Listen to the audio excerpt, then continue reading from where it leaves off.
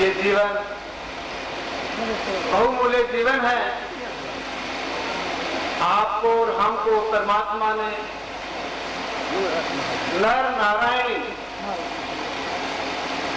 अति सुंदर श्रेणी, उच्च कथान श्रेणी का मानुष टोला जो मिला है, ये परमात्मा की एक महान कृपा है। लेकिन इस जन्म को जो सफल बना जाए, अभी कुछ देर पहले भाई बलबीर सिंह जी ने परमात्मा के विषय पर कहा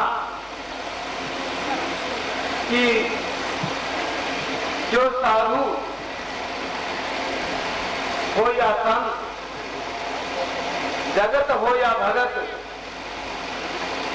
वही इंसान कहलाने के काबिल है जिस किसी ने अपने अंतर आत्मा को परमात्मा की भक्ति वाले रंग में रंग लिया हो, तो वो भक्ति के पात्र हैं और परमात्मा की गोद में वो सदा के लिए खुशियां लूट सकते हैं। ये मानव टोला हम सबको मिला है, पर क्यों मिला है? हमने इस संसार में ज्यादा औलाद पैदा करने के लिए ही समझ लिया, इस संसार में ज्यादा धन इकट्ठा करने के लिए समझ लिया, या इस संसार में मंत्री प्रधानमंत्री या राष्ट्रपति बनने के लिए समझ लिया। लेकिन नहीं, बने तो कुछ कर्म कर प्यारे, बने तो कुछ धर्म कर प्यारे, और बने तो कुछ उस परमात्मा की शरण कर प्यारे, जिसके लिए तो संसार में आया है। जब हमने गर्भवास में वादा किया, ऐ परमात्मा मैं तेरा सांस सांस में भजन करूं, और परमात्मा ने जब हमारे को बाहर भेजा, गर्भ के अंदर तो सभी जन्मों की यादाश्तें आती हैं, लेकिन बाहर जब आते हैं तो निरंजन भगवान ने सभी जीवों को भरम का पर्दा डाल दिया है। न अगले जन्म की, न पिछले जन्म की, न वर्तमान की कोई जानकारी ना रहे, उसे भरम का पर्दा कहा जाता है। बच्चा वहां वहां करके रोता है। इसी विषय पर परम संत महाराज ने अपनी वाणी में शत्रु चतुर्थी में कहा है, दो पंक्तियां मैं आपको बोलकर बता दूं। आत्मा ने पुकार की है, भूल गई रास्ता मेरा, भूल गई ठिकाना, इतना तो याद मेरा वो देश है दीवाना। इतना ही याद है कि मैं परमात्मा की अंश हूँ, इतना ही याद है कि मेरा ये देश, ये घर नहीं है। वहां वहां करके रोती है और चिल्लाती है। जब कोई बच्चा या बच्ची हमारे समाज से माँ बाप की पकड़ी हुई उंगली से छूट जाए, दूर हो जाए, तो उस बच्ची के साथ में मिलने वाले ठग डाकू चोर लुटेरे उसे कहां ले जा सकते हैं, उसका क्या दुरुपयोग कर सकते हैं और क्या नहीं होता। इस संसार में सब कुछ होता है। जैसे बाहर के ठग डाकू चोर लुटेरे हैं, तो श्रेष्ठ मस्ताना जी महाराज ने अपनी वाणी में बतलाया है कि शरीर के अंदर जो ठग डाकू चोर लुटेरे रहते हैं, 5 ठगों ने काम, क्रोध, लोभ, मोह, माया, अहंकार में मिलकर के हमारी आत्मा को बंधी बना लिया और उसे कहा कि हम तेरे को तेरे मालिक से मिलाएंगे। और वो मालिक कौन? ब्रह्मांडी मन।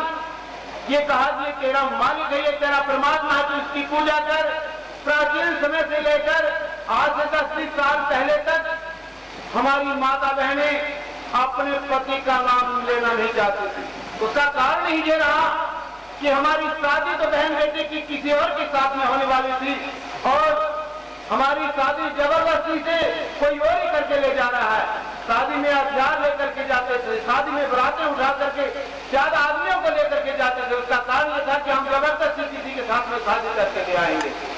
तो आध्यात्मिकता की तरफ में भी बढ़िए थोड़ा सा इसी बात को लेकर के हमारी उस आत्मा को इन ठगों ने मन के पीछे लगा दिया। 5 ठगों ने भाई बन के जुल्मी के संग लगा दी। अन जाया पति नहीं मिला, नहीं हुई मेरी शादी, अब के छुटा दे मैं उसका भूलू ना अचाना, इतना तो याद मेरा देश दीवाना। कहा है कि अब के बाद कोई मेरा हितैषी बने, हितकारी मेरे इमदाद करने वाला बने, और इस जन्म में मेरी कोई चीज निरंजन भगवान के अव्वल नंबर का जो ठग है निरंजन भगवान का ब्रह्मांडी मन, इस ब्रह्मांडी मन से मेरा छुटकारा दिला करके और मेरे मालिक से कोई मिला दे तो मैं उसका एहसान नहीं भूलूं। मेरी शादी नहीं हुई, वो क्यों नहीं हुई? आत्मा कहती है, कबीर जी ने कहा है कि जाए भी पति करोड़ों मिले, अनजाया मिलाना एक ही संसार के अंदर जन्म लिया है करोड़ों पति कौन मिल रहे हैं? आज हम हनुमान जी की टल्ली बजा रहे हैं, कृष्ण जी की टल्ली बजा रहे हैं, या किसी अन्य देवता की टल्ली बजा रहे हैं, किन किन देवताओं की पूजा करते हैं? वो अन्य करोड़ों देवताओं के अंदर आ गए हैं। और 33 करोड़ देवता हम जिसे कहते हैं प्राचीन समय में सतयुग के जमाने में जब मनु ऋषि जी ने हमारे पूरे ब्रह्मांड का, इस भूमि का जो जनगणना की, उस जमाने में 33 करोड़ देवी और देवता यानी नर और नारी प्राप्त हुए। उनको औरतों को देवियां और पुरुषों को देवताओं का रूप देकर के उनको जो है सम्मानित किया। आज हम उन्हीं को पूज रहे हैं। उन्होंने जो किया किताबों में लिखा, हम उसके ऊपर अमल नहीं कर रहे हैं। देवताओं की तस्वीर बना रहे हैं, उनके गुणों को नहीं पूज रहे हैं, तस्वीर को पूज रहे हैं। जब तक गुणों को हम ग्रहण नहीं करेंगे तो पूजन से कोई फायदा नहीं होता। हमारे घरों में तस्वीरें लगाई जाती हैं उनके गुणों को ग्रहण करने के लिए, लेकिन आजकल तो देवताओं की बजाय हमारे बॉम्बे वाले देवता आए हुए हैं। फिल्मी एक्टरों की तस्वीरें लगाई जाती है, जिनका इफेक्ट, जिनका आउटपुट असर जो हो रहा है वो गलत।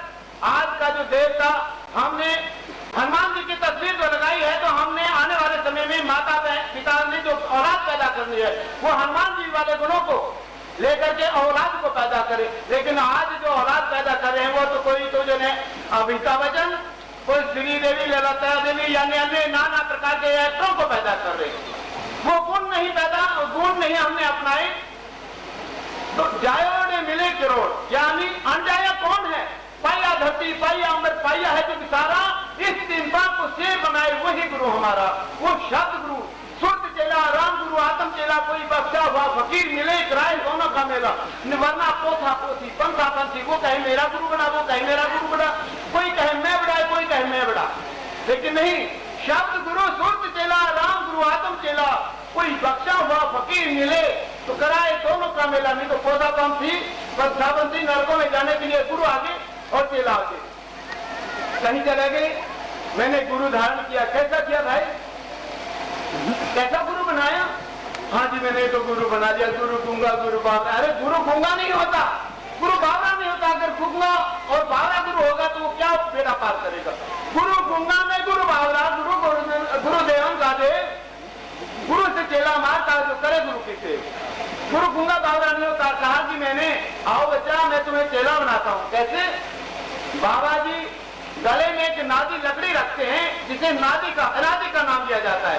कान में डाल करके कहते कि कान में गुर, तू चेला में गुर, 250 रुपया डूब की, फिर मर्जी तेरी, सुल्फा देने के लिए हमें पैसा दे दो।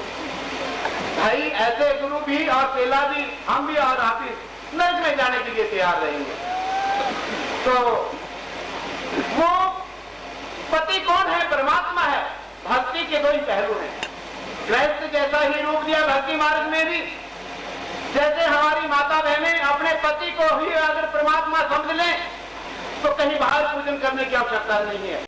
और वो पति देव भी अपनी औरत को देवी या परमात्मा की प्यारी आत्मा समझ ले तो भक्ति बाहर करने की जरूरत नहीं है, अंदर में भक्ति हो जाएगी, कहीं दौड़ने की जरूरत नहीं है।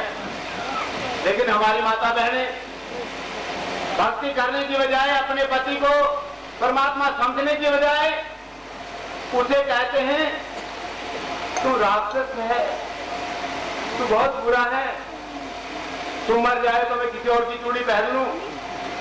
संबोधित करते हैं आजकल की हमारी माता बहनें। उनसे अर्ज गुजारिश है कि मीरा जी का मैं एक आपको छोटा सा बात बताऊंगा। मीरा जी को लोग पागल कहने लगे, लेकिन मीरा जी ने कहा कि लोग मुझे मूर्ख और पागल कहते हैं, मैं पागल कैसे हूँ? दुनिया मुझे अनजान कह रही है। समझने की जरूरत है कि दुनिया कहती कि औरत का पति ही परमात्मा होता है, लेकिन मैंने तो परमात्मा को ही पति समझ लिया, मैं पागल कैसे हूं। तो यह है भक्ति के पहलू, भक्ति के मेन गुण हैं। जिन्होंने इन गुणों को अपना लिया हो तो वो कभी भी भक्त खाली नहीं रहेगा। परमात्मा की रहमत से, परमात्मा की रहमत उसे ही उसे मिलेगी।